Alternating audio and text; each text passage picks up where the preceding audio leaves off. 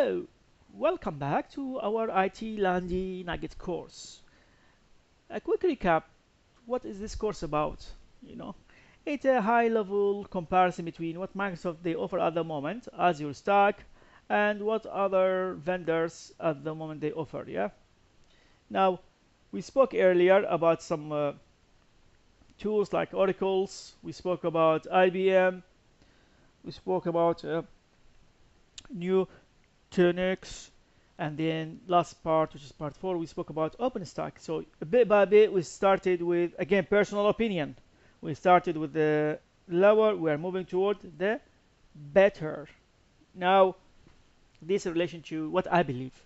So for today, we're going to speak about, VMware on AWS, what they can offer at the moment as automation or, a tool which be a very competitor against what Microsoft they offer at the moment. Let's go have a look and let's jump into what we are all about. This basically, what is it? VMware Cloud. It's an on-demand service that is powered by VMware Cloud Foundation. The service integrates VMware vSphere, VMware vSAN, VMware NSX, in addition to the vCenter management, and it is optimized to run on dedicated, elastic, bare metal AWS infrastructure. A quick recap, it's a VMware sitting with AWS. Pricing, on demand, pay as you go, or reservation, you reserve the host and you pay fixed amount. It is not very cheap, however, it is quite solid. What VMware are advertising this for: application migration, footprint expansion, on-demand capacity, new application DevOps, and DR as a service plus testing, the typical cloud benefits. Strength of this tool, it is high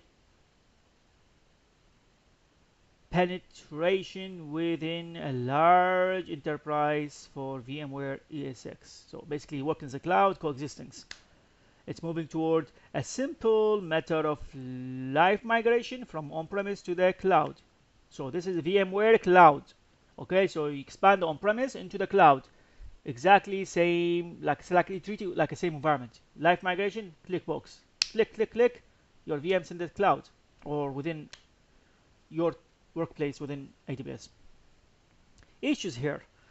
The offering is a virtualized environment hosted by a bare metal within AWS, which means there's a little actual integration between the cloud and on-premise, which the public cloud AWS, and customers do not get any benefit of AWS features. So purely, if you think about it, it's like having your VMs sitting there and all what you're getting is pools. Like on-premise, if you go to VMware, you go pool 1, pool 2, and they replicate between them, you migrate between them, like data centers. Here we are utilizing AWS and replacing them within AWS, but however, we cannot benefit from all the AWS features because this is like a bubbled environment.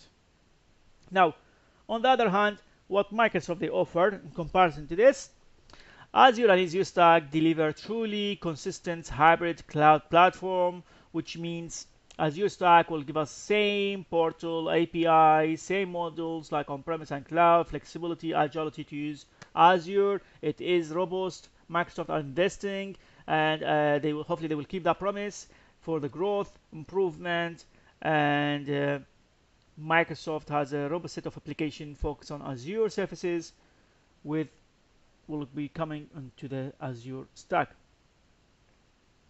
So again, we back to a recap. What is this all about? We said this is a VMware basically sitting on AWS. So bunch of VMs, yeah, utilizing all the nice vSphere, vCenter management, all the VMware what they offer sitting within AWS.